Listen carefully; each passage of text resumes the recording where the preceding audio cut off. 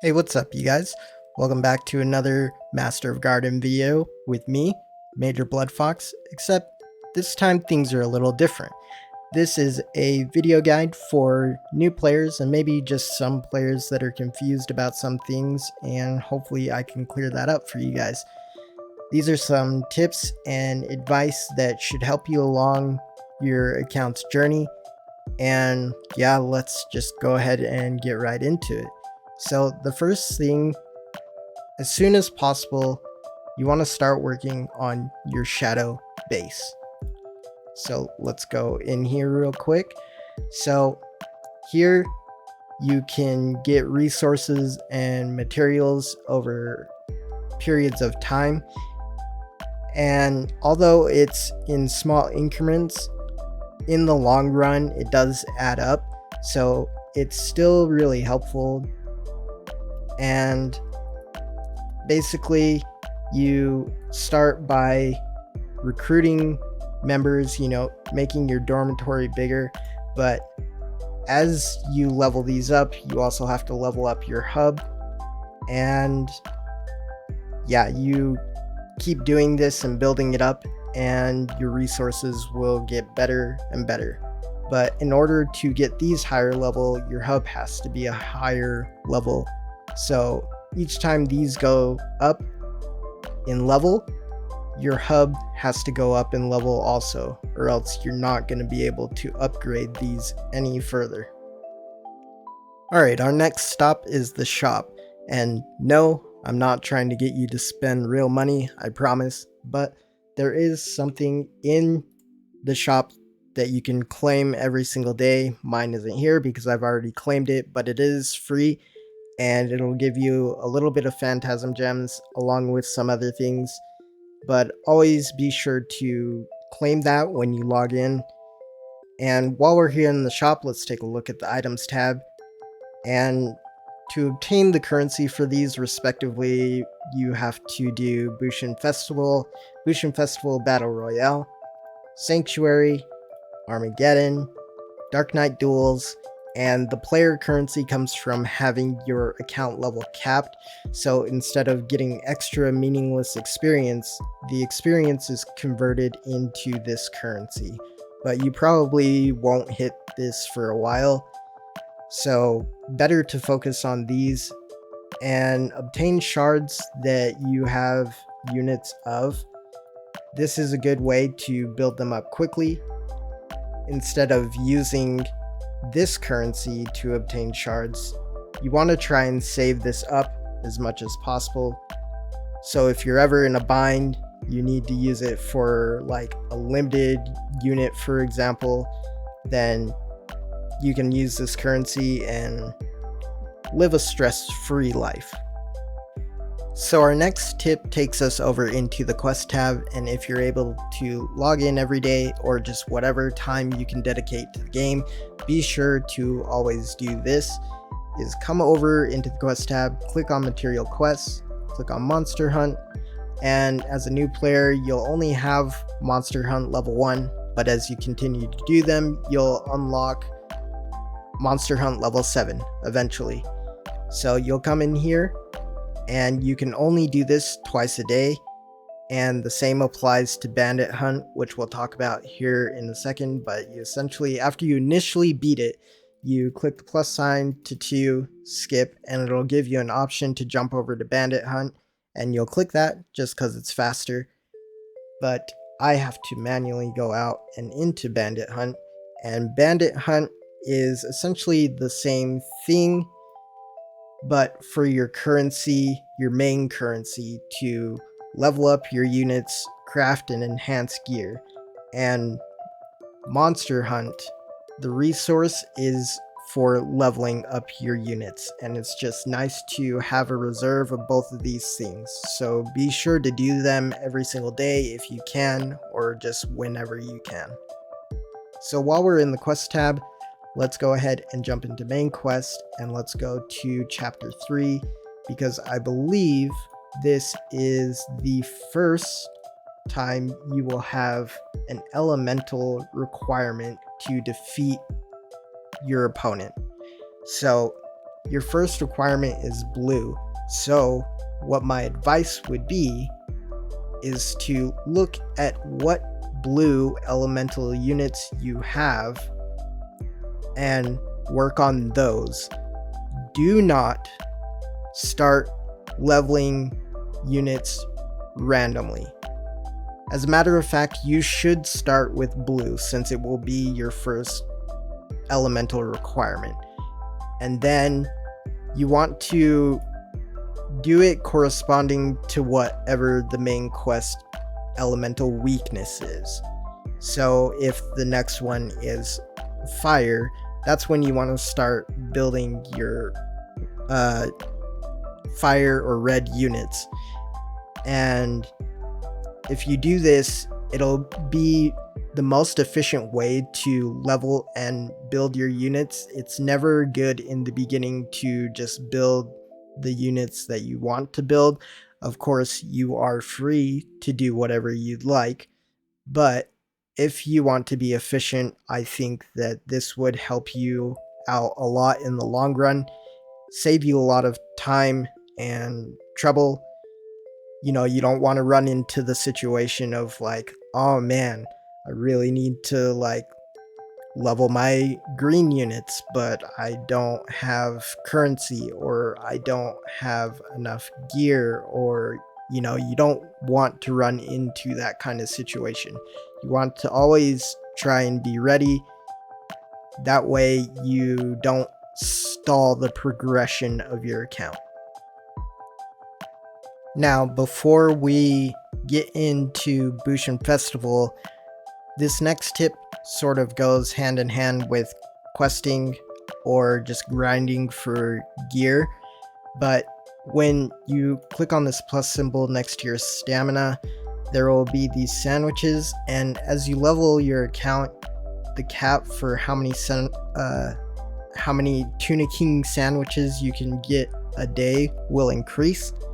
But basically, you want to use these every single day because you do get them for free every login. So be sure to use these. It's free stamina. Use it. Alright, now for Bushin Festival and Bushin Festival Battle Royale, as a new player, when you come in here and you beat your first opponent, every time you gain a new rank, you get Phantasm Gems. So as a free-to-play player, this is like a gold mine. You know, this is the holy haven. This is amazing for Phantasm Gems when you just really need a bunch, and it's free so long as you can beat your opponents. And last I checked, it should be the same for Bushin Festival Battle Royale, although they could have changed it. But every 3 months, I believe, they'll reset the ranks and you'll have to climb through again. But yeah, everyone has to go through this, and every time they do reset it, every time you beat your opponents, you get more Phantasm Gems. So it's pretty nice in that regard. Now, it should go without saying, but I'm going to say it anyway. Do not use your Phantasm Gems on the regular summon banner. And the reason why I say this is because they actually give out tickets pretty often, actually.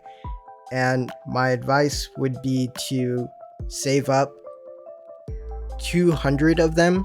If you have the patience to do that, then it would be great.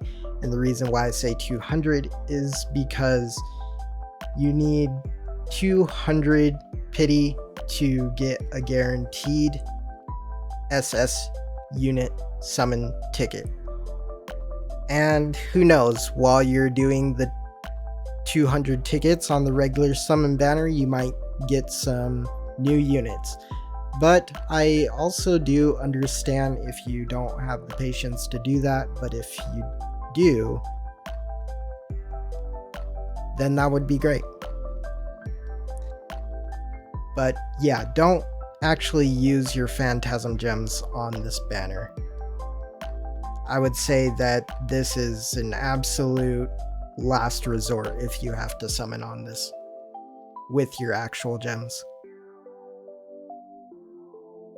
So one thing to note real quickly when you want extra stamina and you're grinding for gear is that when we're running events, you can come in here, and currently we have our Christmas event going on because at the time of this recording it is December, but anything said in here should still be relevant in January when this releases.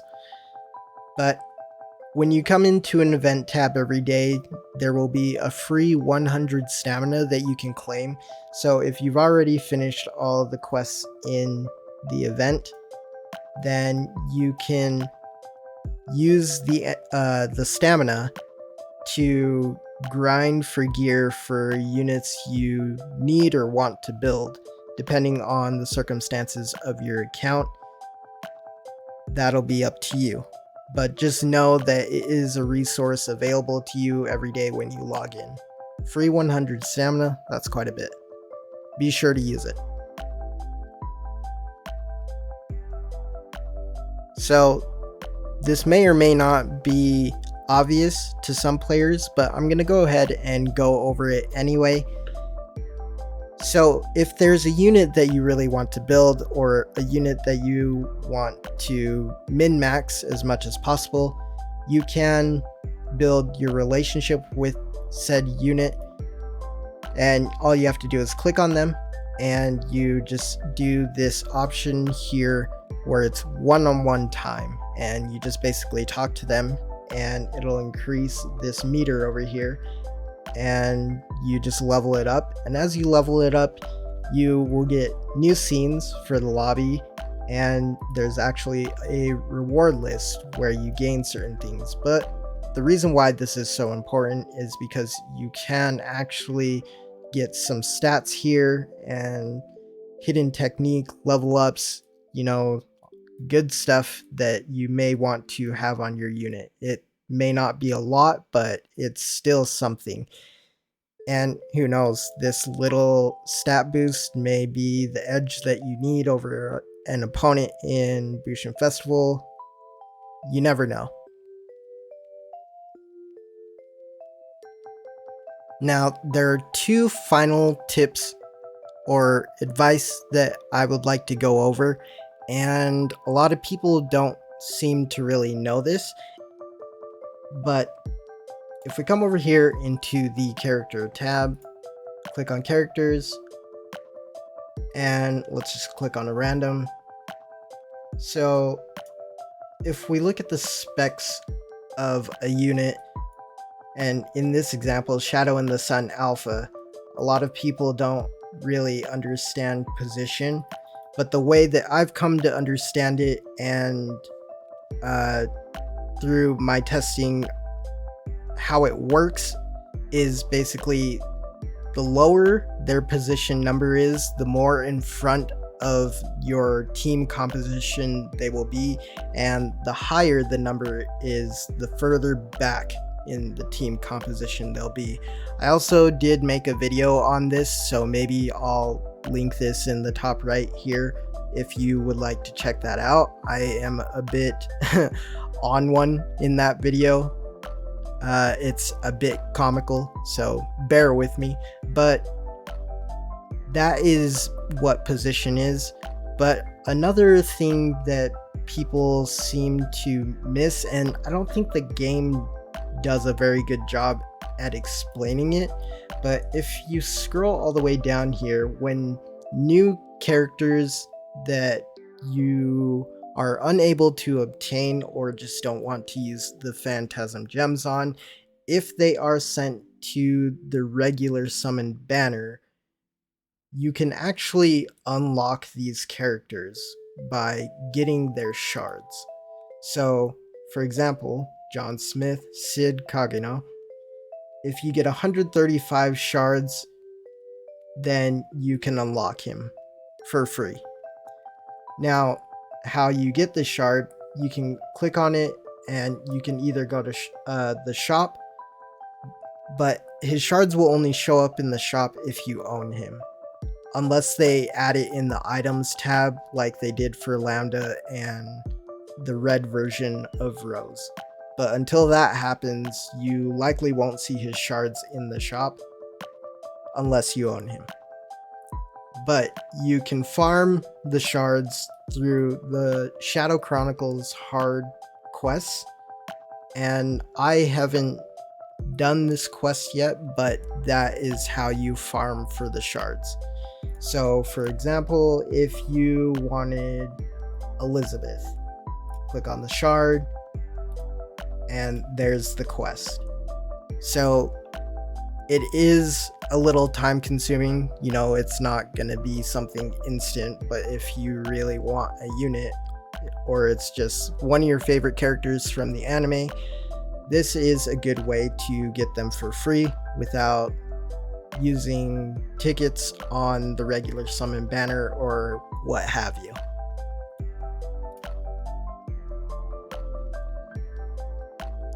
So for now, that's all the big tips and advice I'd like to give to newer players.